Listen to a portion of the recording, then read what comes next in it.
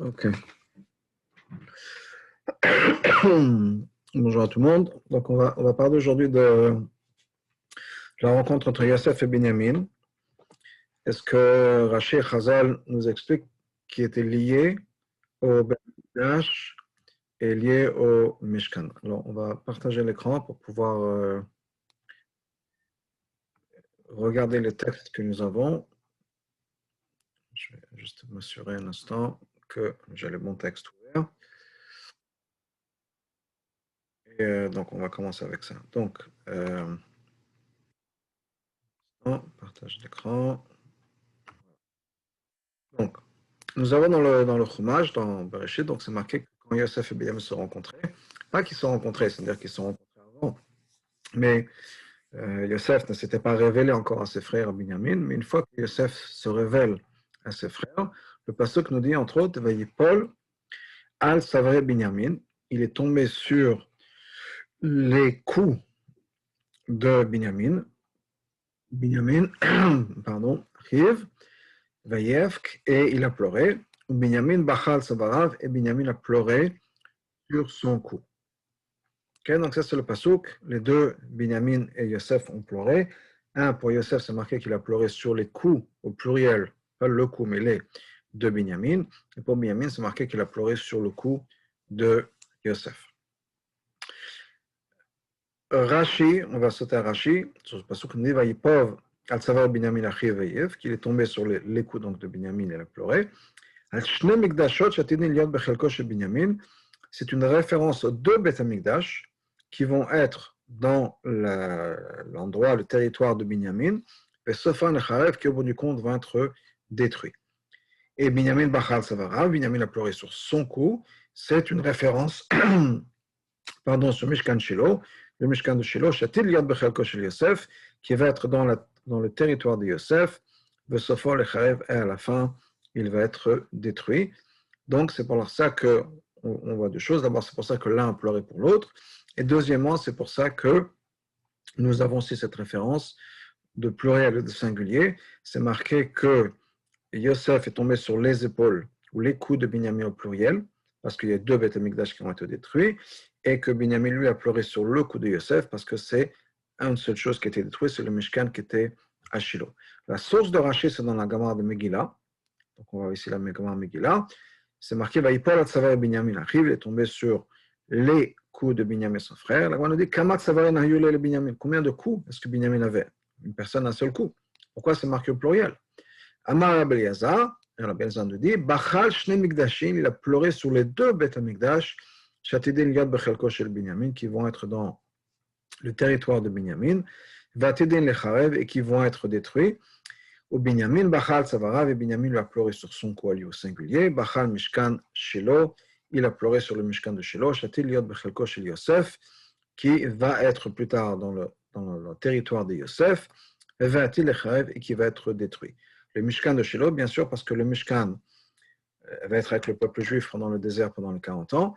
Une fois qu'ils vont arriver en Israël, ils vont s'installer, et le dernier endroit où le Mishkan va être, c'était l'endroit, ça va être Shiloh. Et là-bas, il va être détruit. Et l'étape d'après, la transition d'après, ce sera le Beth Amikdash. À l'époque de donc David, les choses se mettent en place. Ensuite, avec le roi Salomon, Shlomo Amelech, où on va construire le Beth Amikdash. À Shiloh, le Mishkan, on a remplacé les poutres de bois par une structure en pierre. Donc, c'est une structure construite.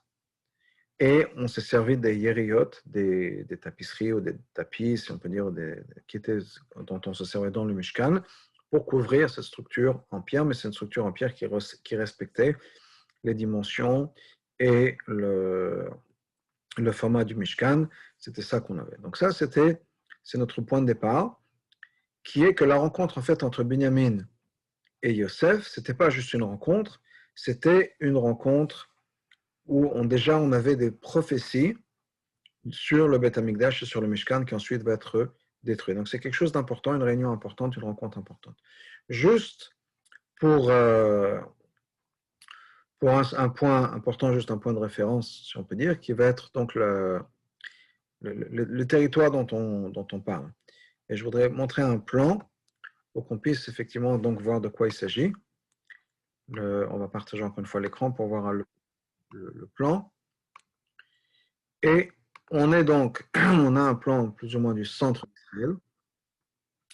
On va essayer d'agrandir ça un petit peu. Voilà. Donc on se trouve ici, Jérusalem.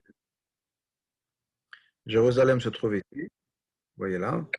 Et c'est dans la tribu de Binyamin, de Benjamin, dans le territoire de Benjamin, qui va inclure Jérusalem, Jéricho, etc. Donc on a ici Jérusalem, donc le Beth Amikdash qui va être dans le territoire de Binyamin. Le Beth Amikdash d'ailleurs va être entre Binyamin et Yehuda.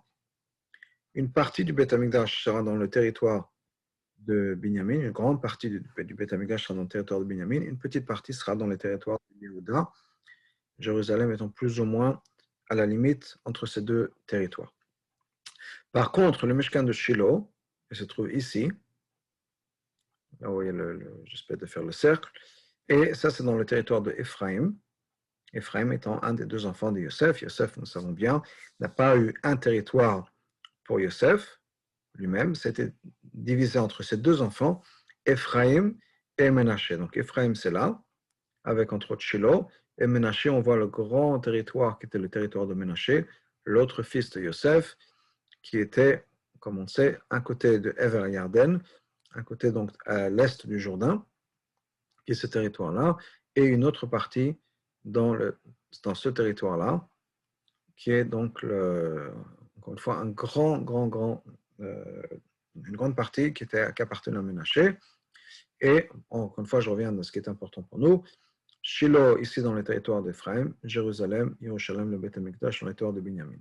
Donc, comme on le voit dans le plan, Shiloh, c'était dans le territoire de Yosef, Ephraïm, le fils de Yosef, et le Beth Amikdash dans le territoire de Binyamin, ce qui explique encore une fois donc la rencontre entre Binyamin et Yosef, où on va donc on va voir cette réunion, si on peut dire, entre les deux, et chacun va pleurer sur le Beth Amikdash de l'autre.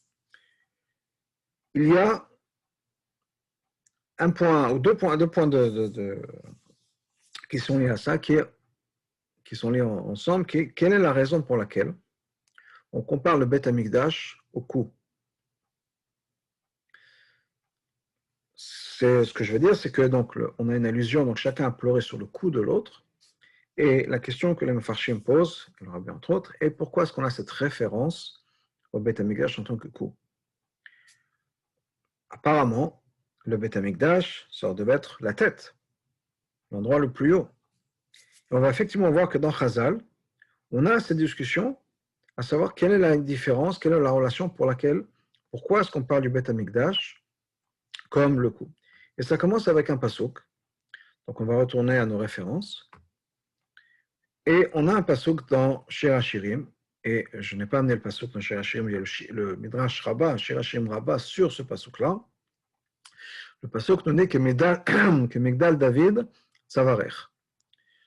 Ton cou est comme la tour de David. Et on nous dit dans le Midrash, Ze Bet Amikdash.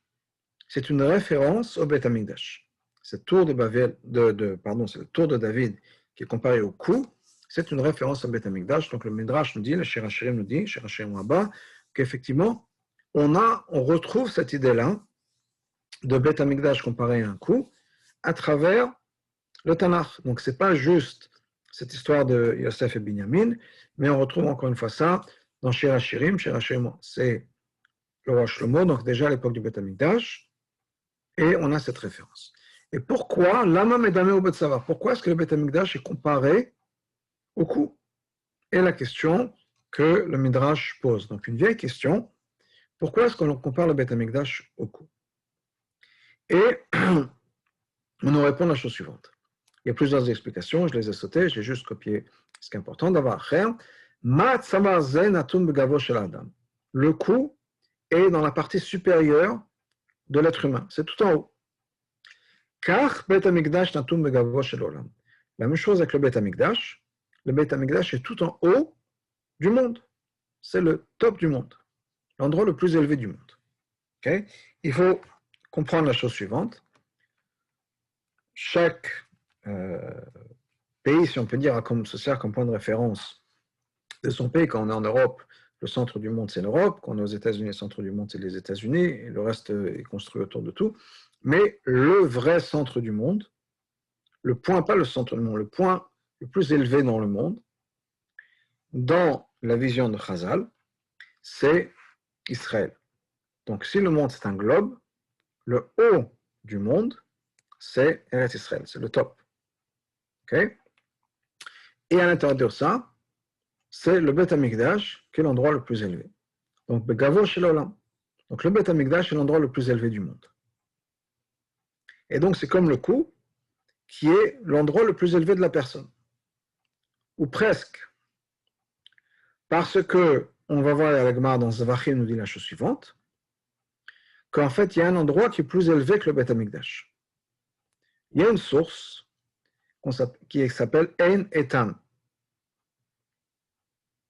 C'est une source et qui est plus élevée que le Beth Amikdash. Donc, la Gemara dans Zavachim nous dit la chose suivante. Savour le mivnei be'Ein Etam.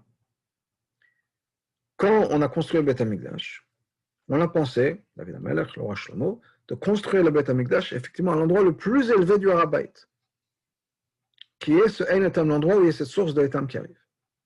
Temidale, parce que c'est l'endroit le plus haut. Après, on a dit non. Nitate be Kalil, on va descendre un tout petit peu. Comme c'est marqué, ou ben ktefav shachen, que la Shekhinah, si on peut dire, la shachen, c'est là où il y a cette présence de Dieu, c'est entre les épaules. Les épaules, ce n'est pas l'endroit le plus élevé de la personne, c'est un petit peu plus bas que la personne.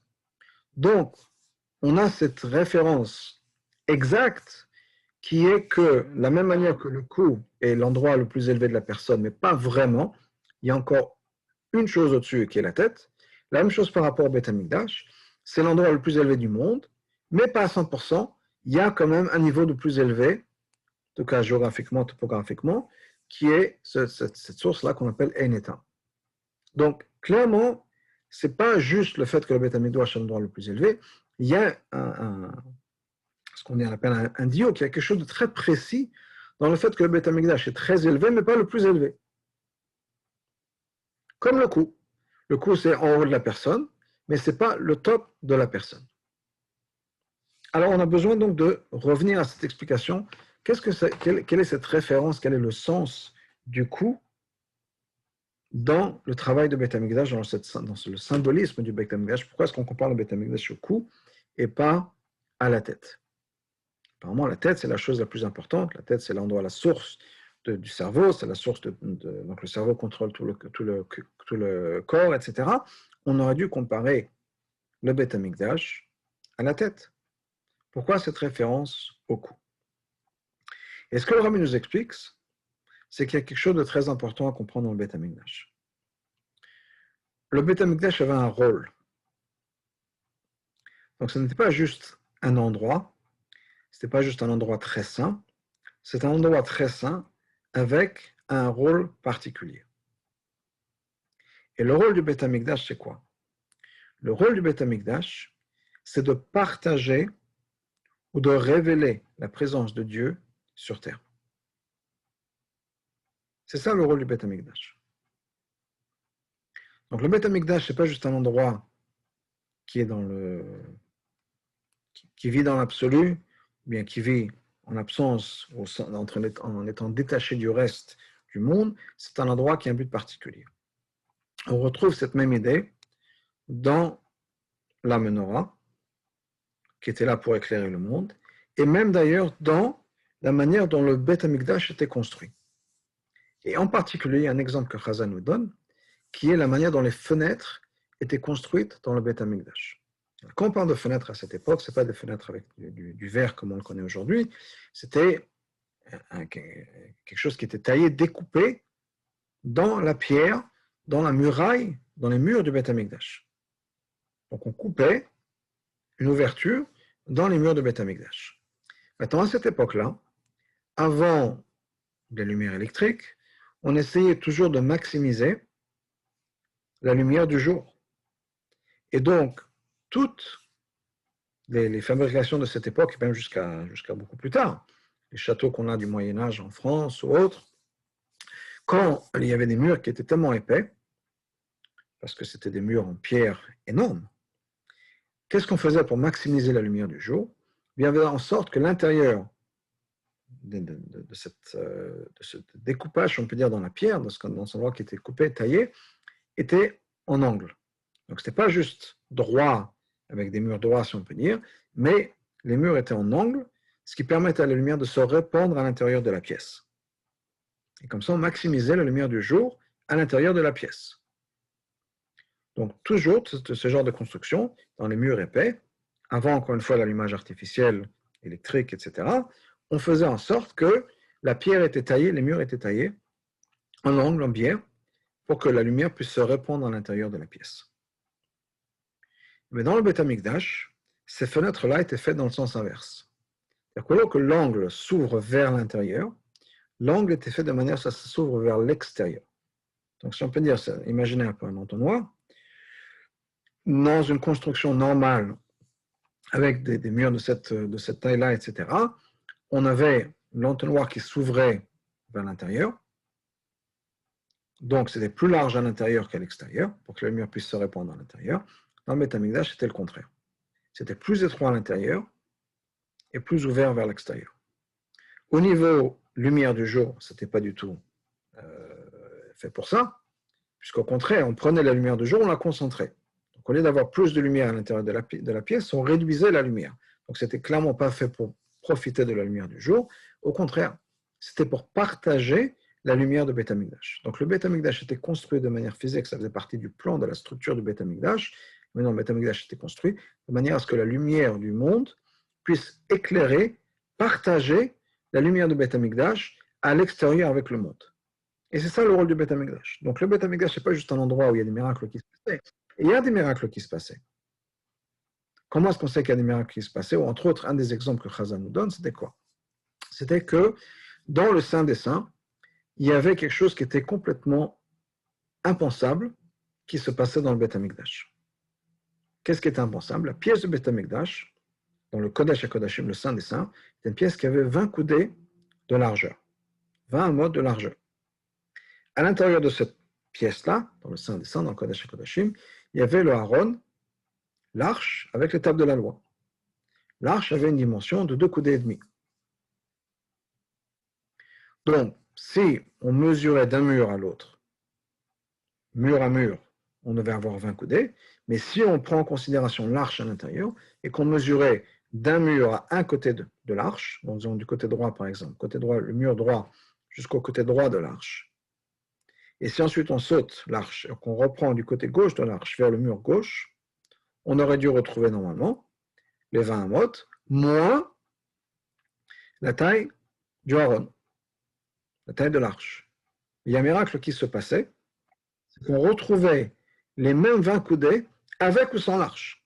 Et que si on comptait d'un mur à l'autre, on avait les 20 coudées. Si on comptait d'un côté d'un mur au même côté de l'arche, donc du côté droit du mur droit par exemple, au côté droit de l'arche, on saute l'arche, on ne compte pas l'arche, on reprend de l'autre côté, mur, paroi gauche vers le mur gauche, on retrouvait encore une fois les 20 amotes. Alors que normalement, il y avait un trou au milieu, l'espace de l'arche. Donc on n'aurait pas dû avoir les 20 amotes, on aurait dû avoir les 20 amotes moins les 2,5. Donc 17,5, divisé en 2. Mais il y a un miracle qui se passait, c'est qu'on retrouvait l'arche, on avait les 20 coudées avec ou sans l'arche. Ce que Chazal nous dit, ça veut dire que quoi? Makom Aaron enominamida. L'espace, l'endroit du Aaron, de l'arche, ne prenait aucun espace. Parce qu'avec ou sans, on avait les mêmes 20 coudées. Donc c'était quelque chose qui était complètement impensable. Pourquoi est-ce que c'est impensable? Parce que ce n'est pas juste un miracle, mais parce qu'il fallait absolument que l'arche ait de certaines dimensions. Parce que si l'arche n'avait pas de dimension, elle n'était pas, je vais dire cachère, ce n'est pas le bon mot, mais ça n'aurait pas correspondu à la volonté de Dieu. Si ça n'aurait pas correspondu à la volonté de Dieu, il n'y aurait certainement pas eu ce miracle. Donc il fallait qu'en même temps l'arche ait des dimensions particulières et précises, et en même temps que l'arche n'ait aucune dimension. Ça dépassait le temps et l'espace. Donc il y avait ce genre de miracle qui se passait. Mais le but de Beth Amikdash, encore une fois, ce n'était pas juste d'exister en tant que tel. C'était de pouvoir partager avec le monde cette révélation de Dieu. partager avec le monde ce genre de miracle qui se passait dans le Saint des Saints, où il y avait l'impossibilité qui se passait. C'est ça le but de Beit HaMikdash. C'est pour ça qu'on avait un Beit HaMikdash sur terre. Pour que Dieu soit parmi nous. La mitzvah du Beit HaMikdash, la mitzvah du Mishkan, qui est la mitzvah de construire un sanctuaire pour Dieu, le pasuk nous dit, on va apprendre ça dans le livre de Shemot, qu'on va commencer dans quelques semaines, Va'asuli mikdash v'shachanti betocha. Ils vont me faire un sanctuaire et je vais habiter parmi eux. Et le Shnei Luchot Abrit, Shalom Kadosh, Rabbi Shai Horowitz, nous dit, ça veut dire quoi? V'shachanti betocham. C'est pas marqué, ils vont me faire un sanctuaire, je vais habiter dans ce sanctuaire-là. Shachanti betocham, je vais habiter parmi eux, à l'intérieur de chaque juif. Par l'intermédiaire du Beit HaMikdash, la présence de Dieu était ressentie par chaque juif. Et Dieu était avec nous. Donc l'idée de Beit HaMikdash, c'est encore une fois, c'est pas juste d'avoir un endroit saint, mais c'est de partager la sainteté avec le reste du monde. Et c'est pour ça que le Beit HaMikdash était en haut, mais pas l'endroit le plus haut. Parce que l'idée, c'était pas d'être détaché du monde. L'idée du Beit HaMikdash, c'était au contraire, de descendre un petit peu, comme l'expression qu'on a eue, qui est qu'il fallait se rabaisser un petit peu. On avait dit que donc, même s'ils avaient une pensée de faire le Beit HaMikdash à l'endroit le plus élevé possible, on a descendu un petit peu. Les constructeurs du Beit HaMikdash ont dit on va descendre un petit peu. Parce que le but de Beit HaMikdash, c'est justement de ramener la Shrina, de faire descendre la Shrina, la présence de Dieu un petit peu. La partager avec nous. C'est ça le rôle du Beit HaMikdash. Et quand on a compris ça, on a compris ce que c'est que le rôle du Beit HaMikdash, on comprend très bien le lien qu'il y a entre le Beit HaMikdash et le cou. Parce que le cou, c'est exactement la même chose. La tête, c'est effectivement l'endroit le plus élevé, le plus noble qui puisse exister chez quelqu'un. C'est l'endroit où on a tous les sens, c'est l'endroit du cerveau, c'est l'endroit qui envoie la vitalité au corps entier. Quand on apprend la chassidoute, on apprend qu'effectivement, c'est dans le cerveau, dans la tête que se trouve la nefesh elokit, l'âme divine. Le Zohar dans le Tanya, dans le Zohar, qui nous dit que la présence de Dieu se trouve au-dessus de nos têtes, etc. La tête, c'est l'endroit le plus noble qui puisse exister chez la personne. Mais ce n'est pas le but des choses. Le but, c'est que cette présence-là soit partagée avec le reste du corps. Et ça, c'est le rôle du cou. Parce que c'est le cou qui va faire le lien entre la tête et le corps. On a toutes ces idées dans la tête, on a toutes ces envies, on a toutes ces bonnes décisions, on a tout un tas de choses dans la tête. On a besoin de faire venir ça dans le corps. On a besoin de partager. Et c'est le rôle du cou, qui est de créer justement ce lien entre la tête et le corps. Comme le Beit HaMikdash. Le Beit HaMikdash est censé créer le lien entre Hachem et le monde. Donc ça a besoin d'être en haut, mais ce n'est pas le plus haut. Parce que ce n'est pas détaché du monde, ce n'est pas détaché de la réalité du monde. Au contraire, c'est quelque chose qui va être lié à la réalité du monde, très présent parce que c'est un but. Et le but de toute l'existence, le but de toute la création, c'est d'avoir un impact ici sur Terre. Et il ne faut pas faire d'erreur, que ce soit la Torah, que ce soit la présence de Dieu, que ce soit le Beit HaMikdash, que ce soit notre tête, notre âme divine, etc. Tout ça, c'est pourquoi qu'on puisse changer quelque chose dans notre comportement de tous les jours. C'est d'ailleurs le Hayom Yom d'aujourd'hui, je vais ouvrir le Hayom Yom d'aujourd'hui, qui nous dit que il y a un passage qui nous dit Da'et Elokei Avicha, il faut connaître le Dieu de nos parents, de ton père, Va'avdeu belev shalem, et serre-le, être serviteur de Dieu, avec un cœur qui est un cœur plein, au complet. Pourquoi? Qu'est-ce que ça veut dire? Le rabbi nous dit dans le Yom Yom, c'est que toute l'idée qu'on a depuis la connaissance de Dieu, etc., ça doit aboutir à quelque chose qui est un changement dans ce qu'on appelle l'avoda. Et c'est quoi l'avoda, le service de Dieu? C'est-à-dire raffiner les midot et se rattacher avec Dieu. Et c'est ce qu'on appelle dans le lexicon de la chassidoute, avoda. C'est-à-dire avoir un impact sur soi, en mot très simple. Donc l'idée de tout ça, de connaître Dieu, de croire en Dieu, toute la Torah qu'on puisse étudier, au bout du compte, c'est fait pourquoi? Avoir un impact sur nous. Et ça, c'est l'idée du Beit HaMikdash, ça, c'est l'idée de toutes les choses, de tout ce qu'on nous donne, si on peut dire, de tous les cadeaux qu'on a donnés, tout ce qu'on a besoin, de tout ce qu'on a, c'est pour un but. Et ce but, c'est d'avoir un changement, un impact sur le monde autour de nous, sur nous-mêmes d'abord, et le monde autour de nous. Encore une fois, c'est le rôle du coup. Donc la raison pour laquelle on parle de Beth Amikdash au coup, c'est pour nous dire que toute la sainteté, toute la kedusha, tout ce qu'il peut y avoir dans le monde, l'idée c'est de pouvoir avoir un impact dans le monde. Leçon numéro 1, à chaque fois qu'on apprend quelque chose, à chaque fois qu'il y a quelque chose qui change dans notre tête, il faut réfléchir à qu'est-ce que ça peut changer dans notre vie. Et si ça ne change pas, c'est ce qu'on appelle dans la chassidoute Amalek. Amalek, c'est justement ce détachement entre la tête et le corps. Une des explications du mot de Amalek. Qu'est-ce que le mot de Amalek veut dire? Ça vient de la racine de Melika. Melika, c'est un travail qui était fait dans le Beth Amikdash. C'était une espèce de shrita où on séparait le cou, c'était fait pour les oiseaux, on séparait le cou du corps de l'animal. Donc, c'est séparer la tête du corps. S'il y a cette séparation, c'est l'idée de Amalek, c'est qu'il y a un problème. Donc, on est bien censé faire en sorte que on travaille sur soi-même et tout ce qu'on apprend dans la tête, etc., ça va devenir quelque chose qui est amené dans notre vie.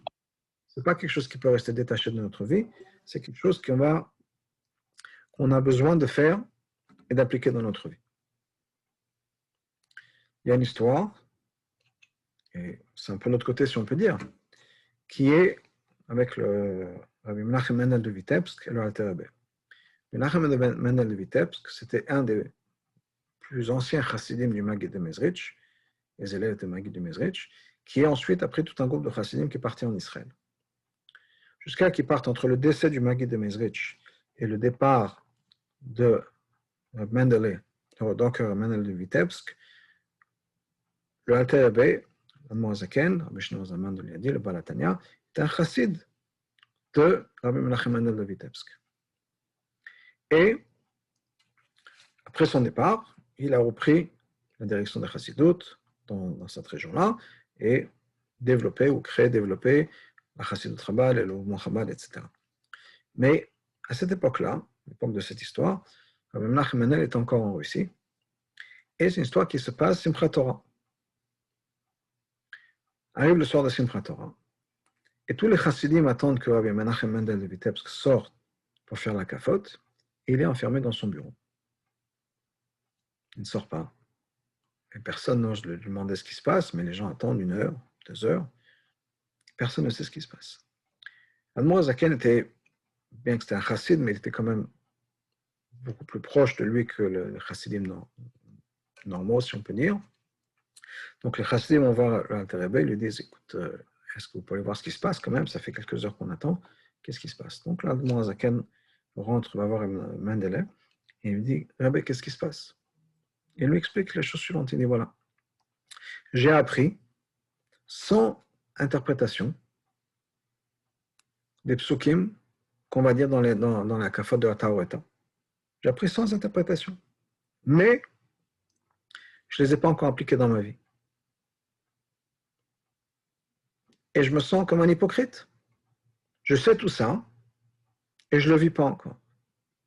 Et je ramène cette histoire justement pour cette idée, parce que dans l'opinion de Rabbi Menachem Mendel, et c'est comme ça que ça doit être, on ne peut pas connaître quelque chose si ça ne va pas nous influencer.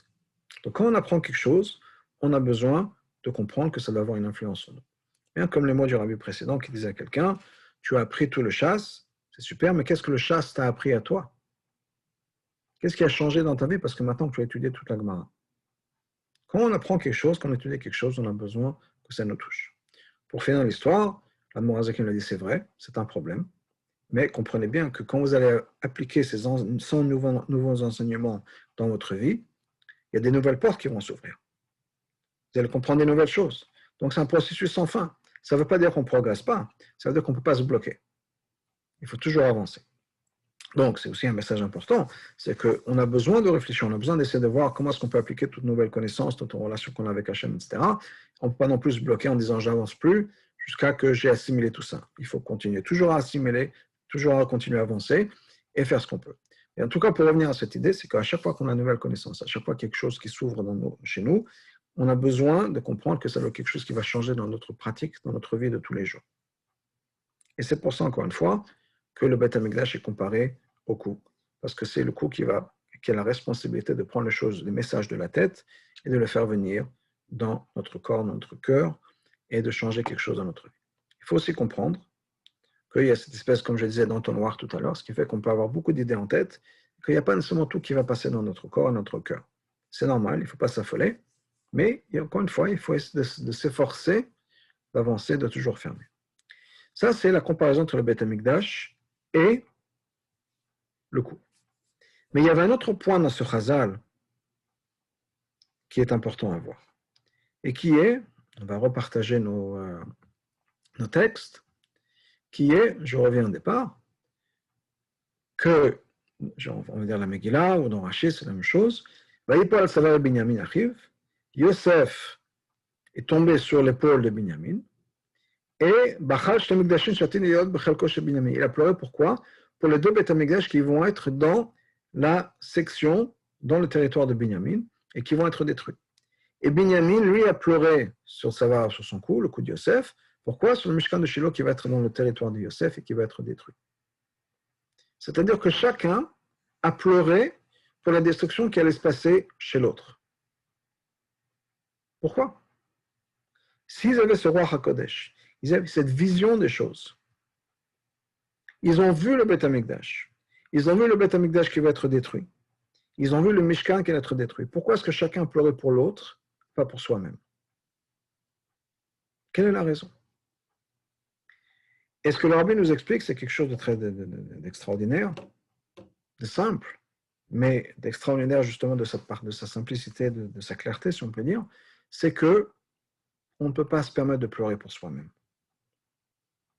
Quand il s'agit de soi-même, on a besoin de travailler.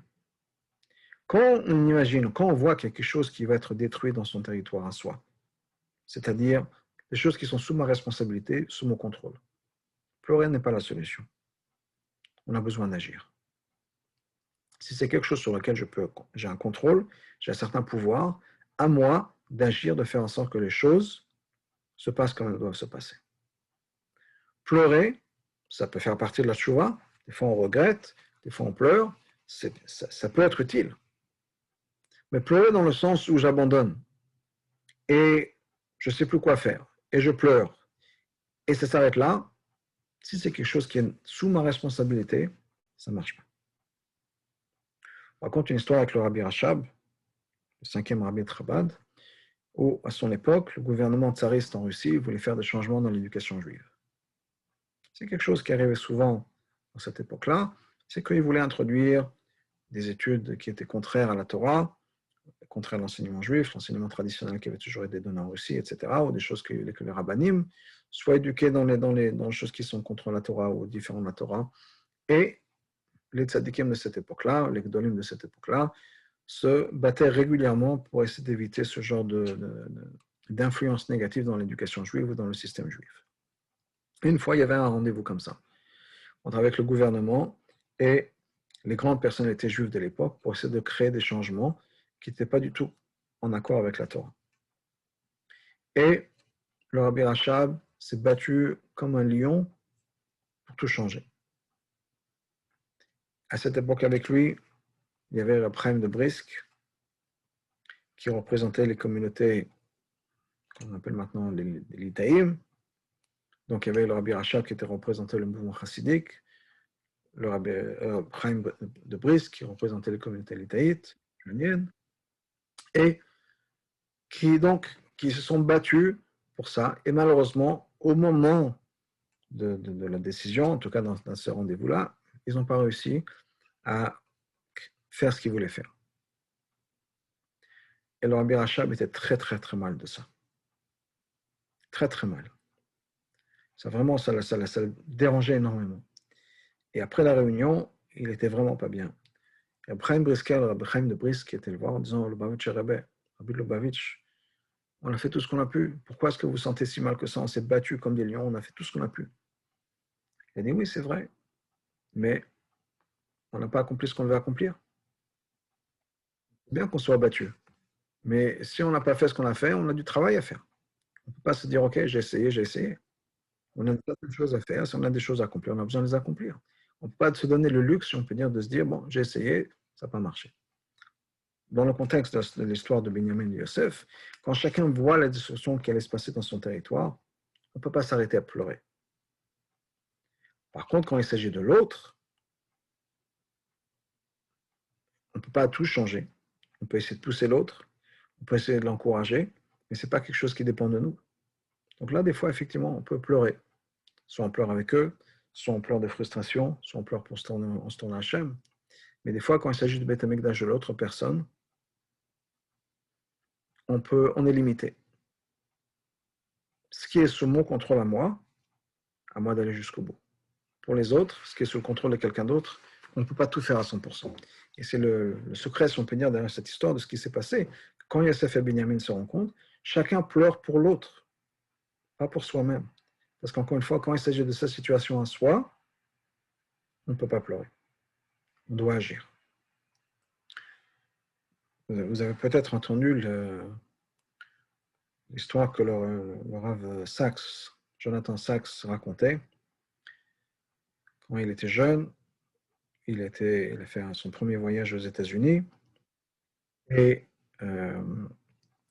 il a essayé à cette époque-là, il était à l'université, il voulait rencontrer les grands sages juifs aux États-Unis. Entre autres, il a rencontré le rabbi. Et le rabbi a commencé, donc il avait certaines questions qu'il voulait poser aux Gdolim de l'époque, aux grands de l'époque aux États-Unis. Et donc il est rentré chez le rabbi, il avait ses questions. Et puis à un moment, le rabbi se change un peu la conversation et c'est le rabbi qui commence à lui poser des questions. Est-ce que vous êtes à l'université? Qu'est-ce que vous faites pour le judaïsme à l'université, etc. Et est-ce que vous faites pour le judaïsme, pour les juifs, etc. Et le rabbin Sachs commence à répondre au rabbi en disant, dans la situation dans laquelle je me trouve, et le rabbi l'arrête tout de suite, il dit non, non, non. On ne se trouve pas dans une situation. On se met dans une situation. Et de la même manière qu'on se met dans une situation, on peut sortir de cette situation. Donc, ce que je veux dire, la raison pour laquelle je raconte cette histoire, c'est pour dire effectivement, quand il s'agit de les choses dans lesquelles moi j'ai un certain contrôle, on ne peut pas dire oui, c'est la situation et je ne peux rien faire. À nous de décider, et nous avons le pouvoir de le faire, de prendre les choses en main et de faire ce qu'on a besoin de faire. Donc, c'est pour ça que quand Yosef et Binyamin se rencontrent, chacun pleure pour l'autre, mais pas pleure pour soi-même, parce que pour soi-même, on ne peut pas s'arrêter à pleurer, on a besoin d'agir. On a besoin d'agir, on a besoin de prendre les choses en main et de se dire, OK, il faut que je travaille. Maintenant, il peut arriver des moments, effectivement, même dans notre vie à nous, où on déprime un petit peu, ça arrive, et il y a des difficultés, les choses sont compliquées, etc. On peut peut-être se donner un petit moment pour se sentir pas bien, un petit moment de déprime, un petit moment de blues, il n'y a pas de souci, mais il faut comprendre qu'on ne peut pas s'arrêter là.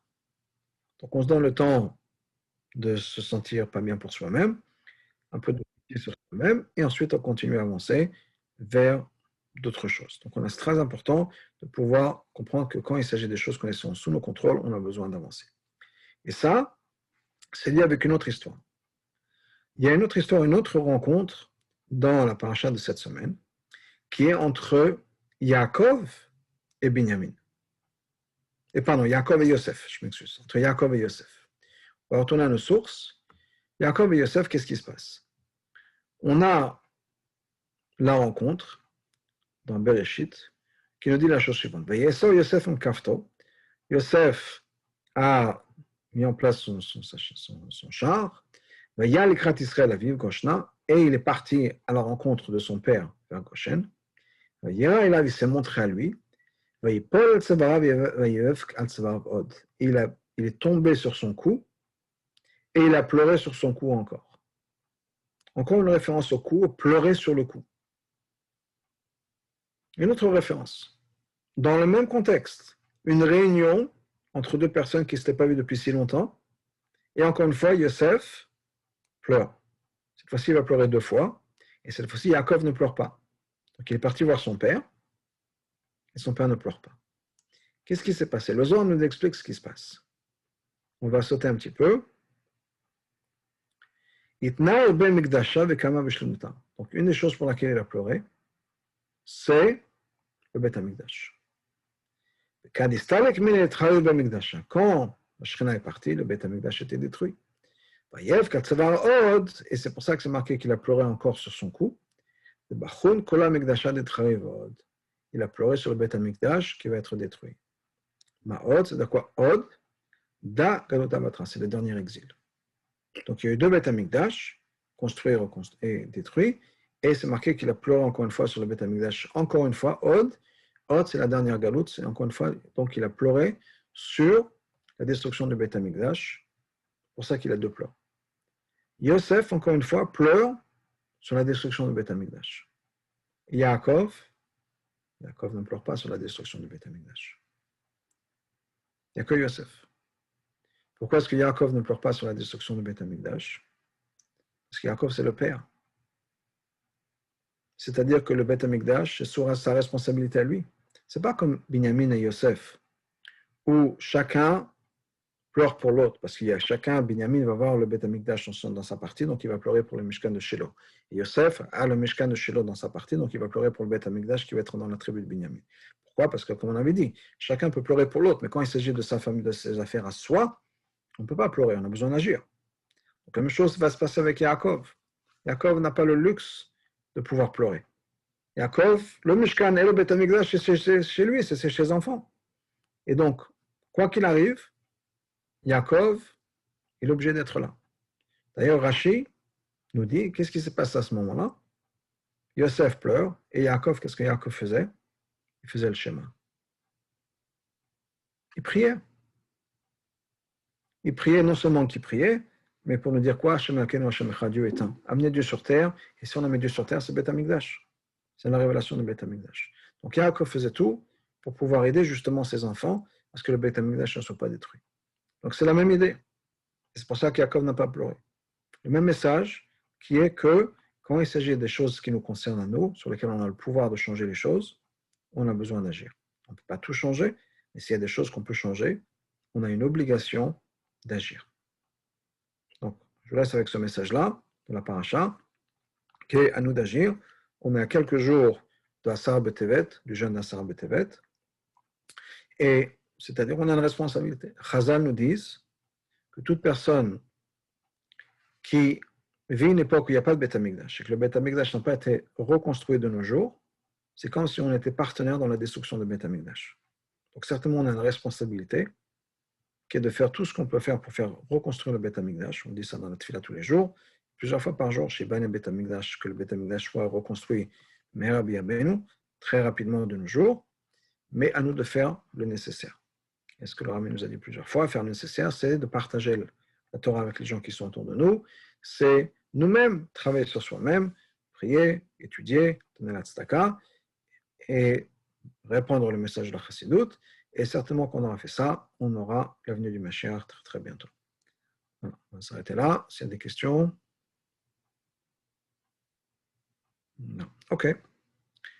Alors, on s'arrête et à très bientôt. Au revoir.